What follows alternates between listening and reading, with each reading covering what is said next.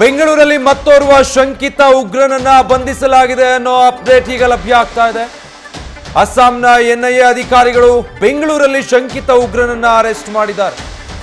Girish Bora alias Gautam ಸದ್ಯ ಬಂಧಿತ ಶಂಕಿತ ಉಗ್ರ.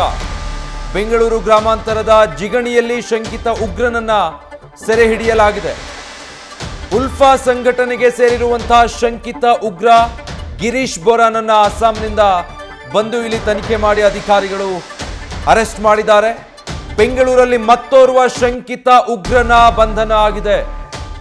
ಬೆಂಗಳೂರು ಒಂದು ರೀತಿ ಸ್ಲೀಪರ್ ಸೆಲ್ಗಳ ತಾಣ ಆಗೋಗ್ತಾ ಇದೆಯಾ ಅನ್ನುವಂಥ ಆತಂಕ ಇದೇ ಕಾರಣಕ್ಕೆ ಕಾಡೋದು. ಇದೀಗ ಬೆಂಗಳೂರಲ್ಲಿ ಮತ್ತೋರ್ವ ಶಂಕಿತ ಉಗ್ರನನ್ನ ಅರೆಸ್ಟ್ ಮಾಡಲಾಗಿದೆ. ಅಸ್ಸಾಂ ಎನ್ಐಎ ಅಧಿಕಾರಿಗಳು ಈ ಶಂಕಿತ ಉಗ್ರನನ್ನ ಅರೆಸ್ಟ್ ಮಾಡಿರೋದು. ರಾಷ್ಟ್ರೀಯ ತನಿಖಾ ದಳದ ಅಧಿಕಾರಿಗಳು ಶಂಕಿತ ಉಗ್ರನನ್ನ ಬೆಂಗಳೂರಲ್ಲಿ ಅರೆಸ್ಟ್ ಮಾಡಿದ್ದಾರೆ. ಡೀಟೇಲ್ಸ್ ಕೊಡ್ತಾರೆ ಈ ಬಗ್ಗೆ ಸಂದೇಶ್ ನಿಜಕ್ಕೂ ಆತಂಕ. ಬೆಂಗಳೂರಲ್ಲಿ ಮತ್ತೊಬ್ಬ ಶಂಕಿತ ಉಗ್ರನನ್ನ ಎನ್ಐಎ ಅರೆಸ್ಟ್ ಮಾಡಿರೋದು ಏನ್ ತಿಳಿದು ಬರ್ತಾ ಇದೆ ಈ ಬಗ್ಗೆ? ವಿಜಯ್, ಈ ಹಿಂದಿನಿಂದಲೂ ಕೂಡ ಬೆಂಗಳೂರಿನಲ್ಲಿ ಸ್ಲೀಪರ್ ಸೆಲ್ಸ್ಗಳು ಜೊತೆಗೆ ಸಿಂಪಥೈಸರ್ಸ್ಗಳು ಅದರಲ್ಲೂ ಕೂಡ ಟೆರರ್ ಸಿಂಪಥೈಸರ್ಸ್ಗಳು ಸಾಕಷ್ಟು ಜನ ಇದ್ದಾರೆ ಅನ್ನೋ ಮಾಹಿತಿ ರಾಷ್ಟ್ರೀಯ ತನಿಖಾ ಸಂಸ್ಥೆಗಳಿಗೆ ಗೊತ್ತಾಗ್ತಾ ಇತ್ತು. ಅದೇ ರೀತಿಯಲ್ಲಿ ಅದಕ್ಕೆ ಪುಷ್ಟಿ ನೀಡುವಂತಹ ಈ ಒಂದು ಘಟನೆ ಕೂಡ ನಡೆದಿರುವಂತದ್ದು. ಅಂದ್ರೆ ಎನ್ಐಎ ಅಧಿಕಾರಿಗಳಿಂದ ಅಸ್ಸಾಂ ಎನ್ಐಎ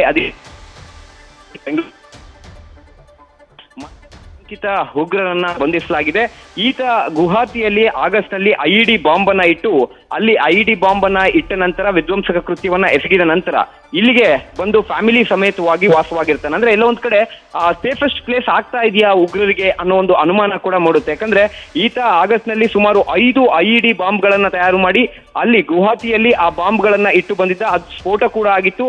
ಅದಾದ ನಂತರ ಈತ ಫ್ಯಾಮಿಲಿಯೊಟ್ಟಿಗೆ ಬಂದು ಇಲ್ಲಿ ಖಾಸಗಿ ಕಂಪನಿಯಲ್ಲಿ ಸೆಕ್ಯೂರಿಟಿ ಆಗಿ ಕೆಲಸ ಮಾಡ್ತಾ ಇದ್ದ ಅನ್ನೋ ಮಾಹಿತಿ ಲಭ್ಯವಾಗ್ತಾ ಇದೆ. ಈತನ ಹೆಸರು ಗೌತಮ್ ಅಂತ ಹೇಳಿ, ಅಂದ್ರೆ ಗಿರೀಶ್ ಬೋರಾ ಅಲಿಯಾಸ್ ಗೌತಮ್ ಅಂತ ಈ ಶಂಕಿತ ಉಗ್ರನ ಹೆಸರು. ಈಗಾಗಲೇ ನಿನ್ನೆ ಅಸ್ಸಾಂ ಎನ್ಐಎ ಅಧಿಕಾರಿಗಳು ಪಕ್ಕಾ ಮಾಹಿತಿಯನ್ನ ಆಧರಿಸಿ ಈತನನ್ನ ಟ್ರೇಸ್ ಮಾಡ್ತಾ ಇದ್ರು. ಈ ಸಂದರ್ಭದಲ್ಲಿ ಬೆಂಗಳೂರಿನಲ್ಲಿ ಈತ ಇದ್ದಾನೆ ಅನ್ನೋ ಮಾಹಿತಿ ಯಾವಾಗ ಎನ್ಐಎ ಅಧಿಕಾರಿಗಳಿಗೆ ಗೊತ್ತಾಗುತ್ತೋ ಆಗ ನಿನ್ನೆ ಬಂದು ಈಗಾಗಲೇ ಜಿಗಣಿಯಲ್ಲಿ ಗೌತಮ್ನನ್ನ ಅರೆಸ್ಟ್ ಮಾಡಿದ್ದಾರೆ. ಅರೆಸ್ಟ್ ಮಾಡಿ ಆತನ ಬಳಿ ಇದ್ದಂತಹ ಮೊಬೈಲ್ ಫೋನ್ ಹಾಗೆ ಒಂದಷ್ಟು ದಾಖಲೆಗಳನ್ನ ಕೂಡ ಈಗಾಗಲೇ ವಶಕ್ಕೆ ಪಡೆಯಲಾಗಿದೆ. ಈತ ಉಲ್ಫಾ ಸಂಘಟನೆಗೆ ಸೇರಿದವನು ಅನ್ನೋ ಮಾಹಿತಿ ಕೂಡ ಲಭ್ಯವಾಗ್ತಾ ಇದೆ. ಅಂದ್ರೆ United liberation front of Assam ಸಂಘಟನೆಗೆ ಸೇರಿದಂತಹ ಉಗ್ರ ಅನ್ನೋದು ಶಂಕಿತ ಉಗ್ರ ಅನ್ನೋದು ಕೂಡ ಗೊತ್ತಾಗ್ತಾ ಇದೆ. ಈಗಾಗಲೇ ಎನ್ಐಎ ಅಧಿಕಾರಿಗಳು ಆತನನ್ನ ವಶಕ್ಕೆ ಪಡೆದು ಇಲ್ಲಿನ ನ್ಯಾಯಾಲಯಕ್ಕೆ ಹಾಜರುಪಡಿಸಿ ಅದಾದ ನಂತರ ಅವರು ಈಗಾಗಲೇ ವಶಕ್ಕೆ ಪಡೆದುಕೊಂಡು ಕರೆದುಕೊಂಡು ಹೋಗಿದ್ದಾರೆ. ಹಾಗಾಗಿ ಈಗ ಸದ್ಯ ಮತ್ತೋರ್ವ ಶಂಕಿತ ಉಗ್ರ ಅರೆಸ್ಟ್ ಆಗಿರುವಂತದ್ದೇನಿದೆ ಇದು ನಿಜಕ್ಕೂ ಕೂಡ ಆತಂಕಕಾರಿ ಸಂಗತಿ ಅಂತಾನೆ ಹೇಳ್ಬೋದು. ಯಾಕಂದ್ರೆ